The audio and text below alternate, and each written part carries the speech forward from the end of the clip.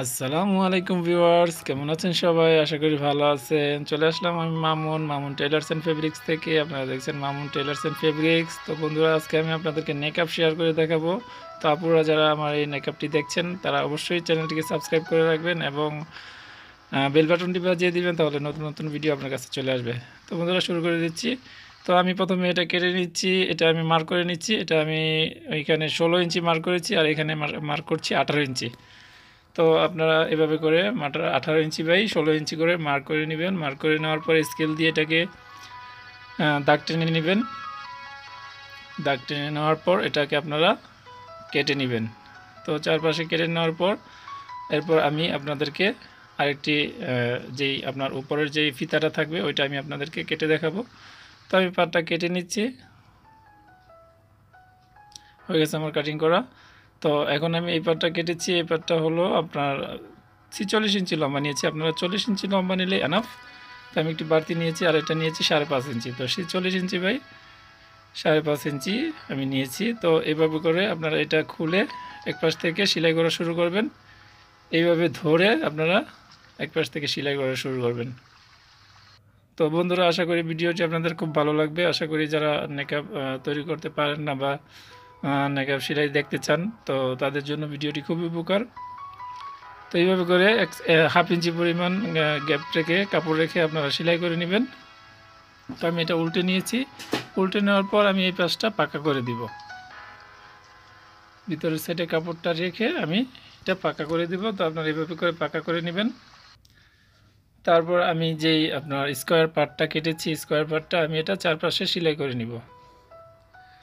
একদম যতটুকু আপনারা পারেন চিকন করে সেলাইটা দিবেন, তাহলে ফিনিশিংটা সুন্দর আসবে।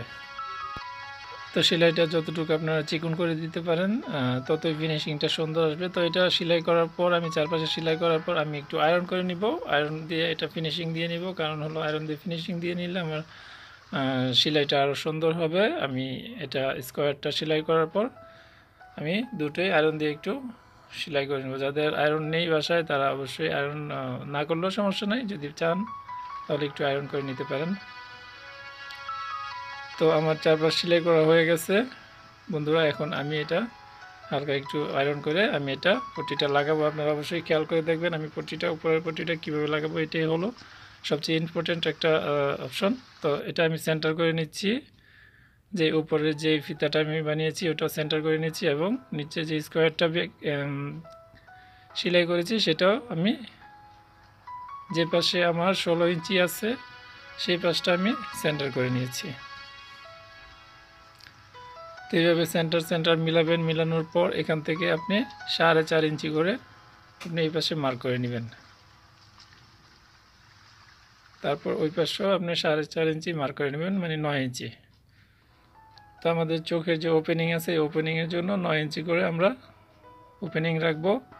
পরে এই পাশ থেকে মিলিয়ে সেন্টারে মিলিয়ে এই পাশে 4.5 ইঞ্চি মিলিয়ে এইভাবে করে আপনারা সেলাই দিবেন।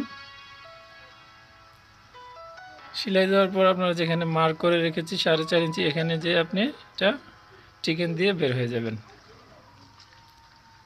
তারপর আবার সেম ওই পাশেও আপনার ওখান থেকে চিকেন থেকে ধরে একেবারে শেষ পর্যন্ত 4.5 ইঞ্চি আপনি সেলাই করে নেবেন। একটু খেয়াল করে দেখবেন বন্ধুরা। তো বন্ধুরা, যারা আমার ভিডিওটি নতুন দেখছেন তাদেরকে অসংখ্য ধন্যবাদ।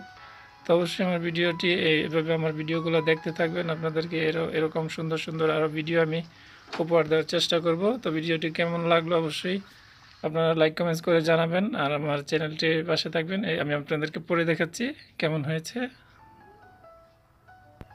তো বন্ধুরা, আজকের মতন এখানেই বিদায় নিচ্ছি। ভিডিওটি যদি ভালো লাগে অবশ্যই কিন্তু লাইক দিয়ে যাবেন, লাইক না দিয়ে যাবেন না কেউ। ভালো থাকবেন, আবার দেখা হবে নতুন ভিডিওতে। আসসালামু আলাইকুম।